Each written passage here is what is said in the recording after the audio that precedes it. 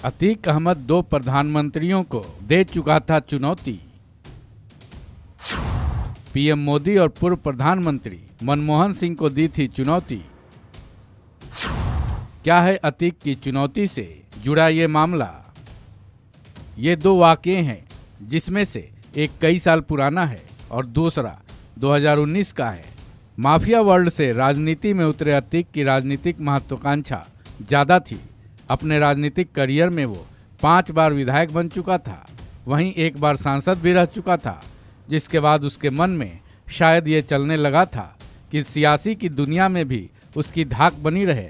इसी महत्वाकांक्षा का असर था कि उसने 2 प्रधानमंत्रियों को चुनौती दे डाली थी।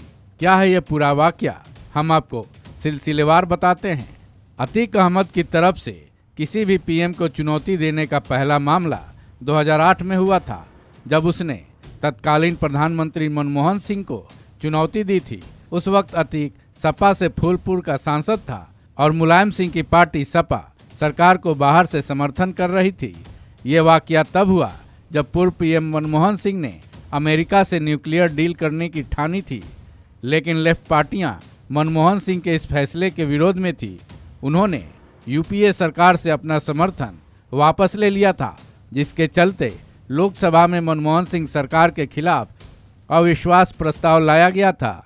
यही वो वक्त था जब अतीक ने मुलायम सिंह की सलाह को दरकिनार किया था और पूर्व पीएम मनमोहन सिंह के फैसले को चुनौती दी थी। अविश्वास प्रस्ताव के वक्त जब वोटिंग के लिए उसे मैनपुरी जेल से दिल्ली लाया गया था, तब अतीक अहमद ने अपनी पार्टी और मुलायम सिंह की सलाह के खिलाफ जाकर मनमोहन सिंह सरकार के खिलाफ वोट दिया था, जबकि सपा सरकार के समर्थन में थी। अब आते हैं दूसरे वाकये पर, जो कि पीएम मोदी से जुड़ा है। ये मामला 2019 का है, जब अतीक अहमद ने पीएम मोदी को चुनावी मैदान में चुनौती दी थी।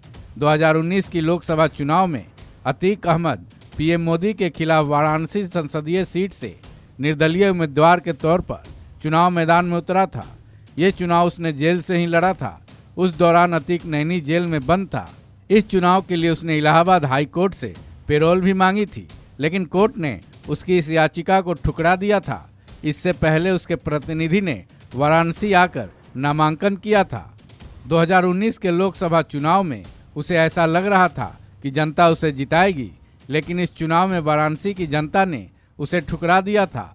इस चुनाव में उसे बुरी तरह से मुंह की खानी पड़ी थी। इस चुनाव में उसे महज 855 वोट ही मिले थे, जो कि कुल वोटों का महज 0.08% ही था।